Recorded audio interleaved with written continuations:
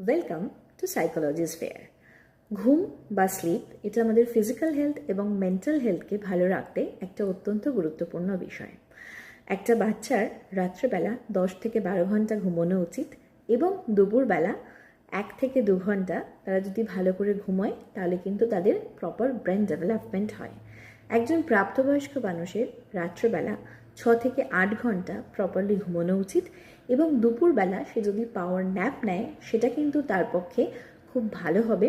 সে সারাদিন এনার্জাইজ থাকতে পারবে এবং তার সাথে সাথে যে কোনো ইনফরমেশনকে খুব ভালোভাবে মনে রাখতে পারবে। একটা রিসার্চ দ্বারা দেখা গেছে যে আমরা যদি ছোটো ছোটোভাবে পাওয়ার ন্যাপ নিয়ে থাকি মাঝে মধ্যে, তাহলে যে কোনো ইনফরমেশন বা তথ্যকে কিন্তু আমরা খুব ভালোভাবে মনে রাখতে পারি, অর্থাৎ মেমোরাইজ করতে পারি। এরকম ইনফরমেটিভ ভিডিও পেতে অবশ্যই সাবস্ক্রাইব করো এই চ্যানেলটা। Thank you.